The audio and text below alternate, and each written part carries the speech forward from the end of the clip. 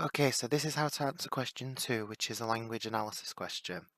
So the first thing we need to do is have a look at the question and see what are they asking us to focus on.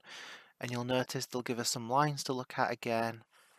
But in this question, it's not as important because they actually give you the full extract in the question to look at, which just saves you a little looking around in the booklet. So when you're actually looking at the question, it'll always say something about how does the writer use language, but we also need to make sure we know what particular topic they're asking us to look at. In this case, it's the effects of the weather. So it's not just the weather. We're not just talking about is it raining, is there a storm? We're talking about specifically what is the weather doing to the people and the environment in this text. Okay. The question will also talk about, you could include the writer's choice of words and phrases, language features and techniques, and sentence forms. So when they're talking about words and phrases, it's just the idea that you pull out a particular word that you find interesting. So for example, if I found the word suede interesting in the text, and I then talked about that, and talked about the effect of that word, I have talked about the effect of words and phrases. Now, when they talk about language features and techniques, that is specifically talking about all the language terminology that hopefully you've picked up this year. So it might be a language feature such as a metaphor or a simile or personification maybe, but it could also be something as simple as saying that that particular word is an adjective or saying that that particular word is a verb. As long as you identify those terms, you are using language features and techniques. Now, the last one that they ask you to talk about is sentence forms. Now, this is the one that people primarily find the most difficult to talk about, but it's a lot more simple than people think. So, for example, if you see a question mark in the text, you could say that the author has used a question, which is a type of sentence form. If they've used an exclamation mark, that's a type of sentence form. You can say the author has used an exclamation, or even they've used a statement. Yeah. Something else though is the different types of sentences they can use. So have they used a short simple sentence at some point in the text? Short simple sentences are really easy to pick out. It's a lot more easy than picking out something like a compound sentence or a complex sentence. But if you are picking out something like that, you have got to be confident that you know how to explain why they've done that. So if it's a short simple sentence, have they used it to change the pace of the text, because a short simple sentence slows a text down. So it is something dramatic happening that they want to slow the text down for. Okay. So if you can, try and do all three of those, but at the very least you've got to try and do something with words and phrases and language features if you want to get a C. If you are not confident with language features yet, you must revise them and you must try and figure out, first of all, what they actually are, the definitions, but you've also got to get confident in explaining the effect. It's no good being able to say that the author's used a metaphor if you cannot explain why the author's used a metaphor. If you're at all unsure of this, I will be adding a section on the website that has different language devices, and it will help you to try and get ideas for how to explain each language device and why it's being used. Okay, so now that we've had a look at the question, it's a case of figuring out how to answer the question. So, there are a lot of different ways to answer an analyze question, an analyze language question, and your teacher might have told you a different way. That doesn't mean that their way is wrong or that my way is wrong, it's just that there's a lot of different ways to do it. You'll hear some teachers using the point evidence explain method, you'll hear some people saying the point method explain method, but it doesn't matter either way, as long as you are still covering all the same topics in each paragraph that you write, you will still get marks no matter which method that you use. The key is just being consistent with it, that's all.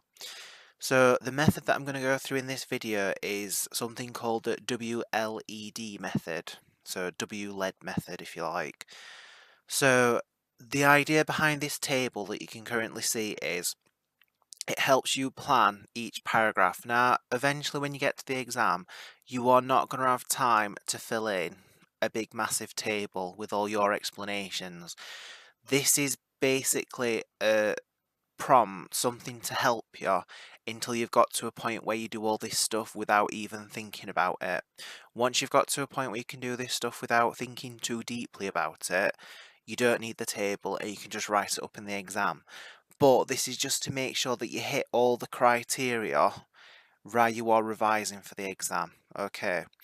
So the first thing that you have to do is actually find something from the text that you want to talk about.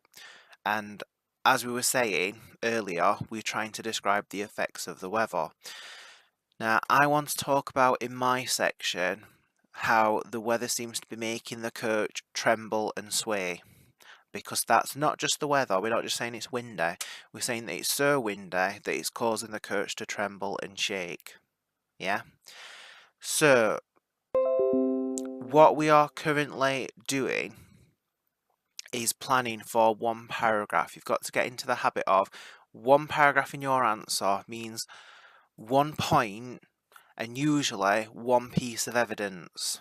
If you try and do too much in one paragraph, it's going to get really messy and you're going to start getting an answer that kind of waffles on and doesn't stick to the point. And once you start doing that, you will start losing marks because your examiner is going to say that your work isn't organised. So once you've finished talking about a point, you move on to a new paragraph, and each row in this table is one paragraph. So the first box that we have a look at is, what does the author actually tell you? So the author tells us that the coach trembled, and I've put trembled in quotations. Most of you know how to do this, but there are still people when we're marking the mock assessments that aren't putting quotes around sections that they take from the exam. Even if it's just a single word, if you put a quote around it, you are identifying which part's taken from the text, and you will get marks for that. You'll get rewarded for doing that. So once you've got that, you've got what does the author tell you. The next thing is picking out some kind of language device that they use. So could be anything. I mean, for this one, we've got a lot of different choices, but in order to keep this example simple, I'm just going to pick out that word is a verb, because the verb is a doing word and tremble is something that you do. So if the author is telling us that coach is trembling, that word trembling is a verb. The next box is the effects of the language.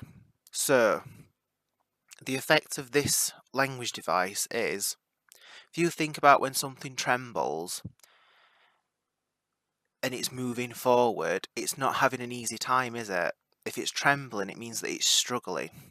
So the use of the verb trembled makes me think that the wind is so strong that even a coach, which is a big vehicle, is struggling to move forward in the weather. So now we've got an effect of the language, and those three things together like that is probably enough to get you a C if you do 3 or 4 paragraphs like that. This last column that we're looking at, can your paragraph be developed further? Is there anything that you haven't discussed relating to that quotation? Now, this is what typically gets people into a higher mark band. It's this idea that they don't just stay on a very surface level with what they are saying, they try and pull it further.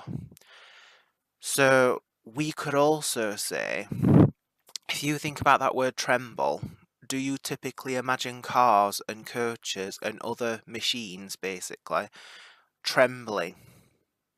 And the answer is no, because it's not something that they usually do. We usually talk about cars and coaches and stuff like that shaking or vibrating even. We don't talk about them trembling. It's more something that we associate with human beings and animals. So we could put the verb trembled is also an example of personification. And this is where having that good knowledge of language terminology is going to pay off. It's going to help you to write these more detailed explanations. And without knowing that, we'd have struggled to do that. So again, there will be a section of this website that talks about all the different language devices, or as many as I can get up in time before June.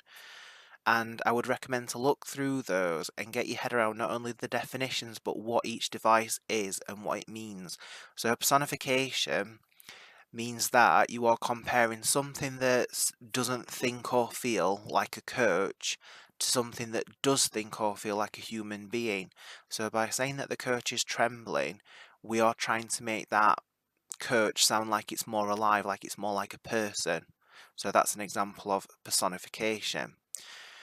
So the verb trembled is also an example of personification, as it gives the coach the human characteristic. Characteristic, if you're not familiar with that word, it just means it's giving someone a trait, a particular part. So it's giving the coach the human characteristic of being afraid.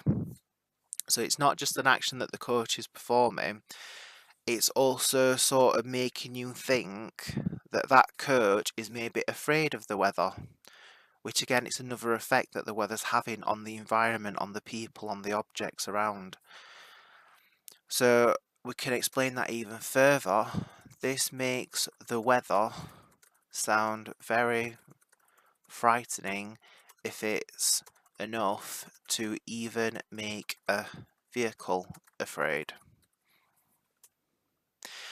Now, again, that is taking your answer a lot further. That last paragraph is what takes someone up to maybe a grade 6 or a grade 7 or a grade 8 even, depending on if you can do that consistently. Because sometimes when people write an answer like this, they might have got one paragraph that does all four, that's developed, and they might have a couple of paragraphs that maybe aren't as developed, and that person's probably going to get something like a grade 5 maybe, which is a little bit higher than a grade 4, so it's a little bit higher than a grade C, but it's not quite going into the high marks.